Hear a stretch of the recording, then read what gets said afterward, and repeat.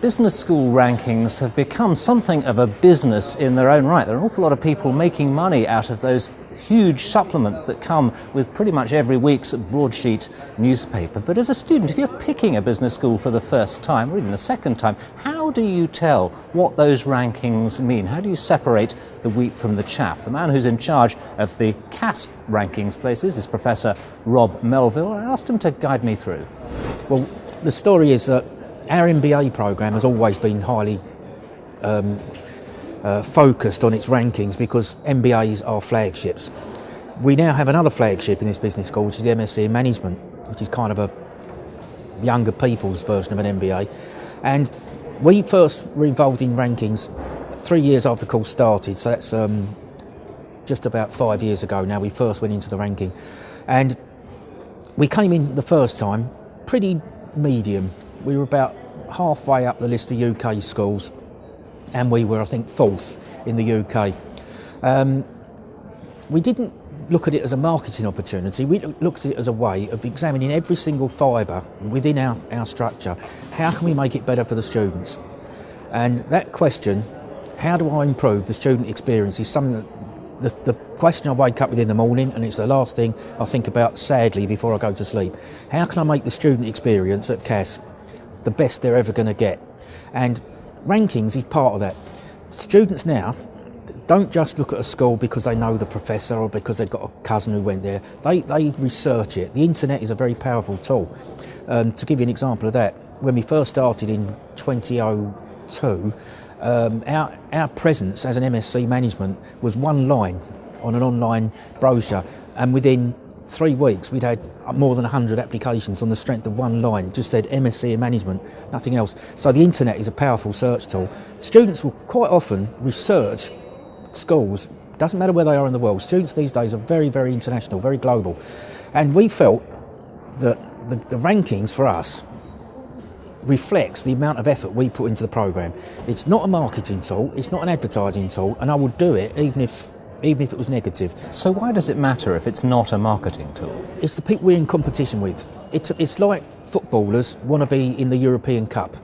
You know, they play for Manchester United or they play for Chelsea or Manchester City. They're all millionaires by the time they're 21, but they still want to test themselves against the best in the world. Our students similarly.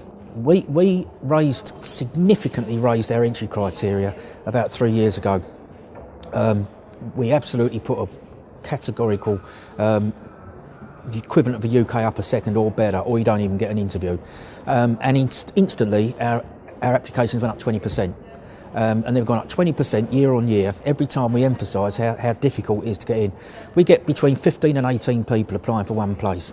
Now, that means we're getting the best students, probably the best cohort of students from all over the world. They look at us, they look at other London universities, they look at other universities in France, in the US, Asia, and they're looking for the best, most rigorous schools in terms of the research output, in terms of the teaching experience, the facilities and the location. But what we do, what is the big benefit for us, is that when we look at the rank, that's based on a big range of criteria, including things like the quality of the staff, as evinced by the percentage with PhD. Now, that doesn't mean that I don't bring in people without a PhD, because a lot of top CEOs and chairmen and senior people were too busy to do a PhD. You know, they may have an MBA, and almost certainly they've done the MBA and not done the project. So we have a lot of visiting people, a lot of visiting faculty who don't fall into that, but our core teaching staff are all educated at the top level. Of course, a lot of lesser business schools say it takes an awful lot of time and effort to get a decent place in the rankings, and they'd rather just spend that time on something else, perhaps the teaching. Is there some truth in that? We take it very seriously. Myself, my co-director on the programme, Dr. Lanzola, we spend a great deal of time addressing individual things. It's a bit like designing, I don't know, a sculpture or a building. You can have the outside looking good and it might be falling apart inside. What we look at is, are the students enjoying their experience? Are the people who teach, are they teaching properly? Are we teaching the most up-to-date methods? Are we teaching the most appropriate subjects? do we treat the students' concerns properly? Students always complain, it's a given. You know, they're spending a lot of money and they're spending a lot of time, and it's okay for them. But do we address their complaints, or their issues seriously? So if they say, why are we doing this subject and not that subject, we have to have an explanation for it. So if someone right now is picking a course at a business school, of course every business school highlights its good points and points towards them. How does a student separate the wheat from the chaff, use the ranking system to get a place at a good business school? It's, again, probably 2 or 3 big things. Number one, don't trust the rankings on their own. Trust the rankings plus. Rankings are a very, very good high-level indicator, and there's the FT rankings, there's other rankings. Then there's accreditation, which is the AACSB accreditations, and then there's the AMBER accreditations. Generally speaking, that's triangulation. If you've got those 3 things, it means the school is completely committed to the rankings as a headline thing to attract the student in the first place, but also because AACSB and AMBER are a very, very big issue. You can't just snap your fingers and get AMBER recognition. It's a thing you work towards for 5, maybe more years. So I would say, first thing, look for the triple crown. Look and see if they've got AACSB, AMBER and FT rankings. Then look beyond that. Look at who does the teaching. You know, you might have a world ranking professor who you never see. So you'll go there and there'll be a figurehead, and then you won't be seeing this person anymore. So look at the faculty. And then finally, I would say talk to other students.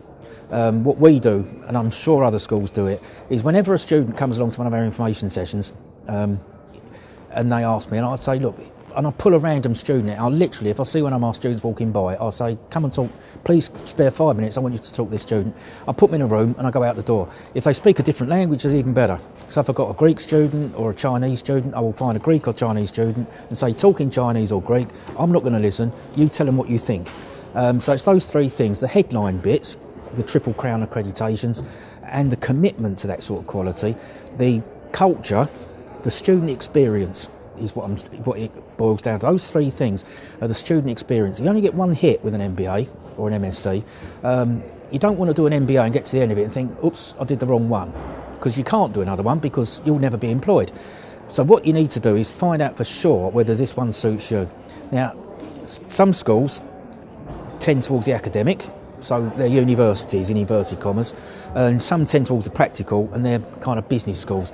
We pride ourselves, the student experience for us is that they do 100% academically rigorous work, and then there's another bit on top, which is the practitioner bit. So our course is probably 120%, not 100. Professor Rob Melville, thank you very much. Our pleasure.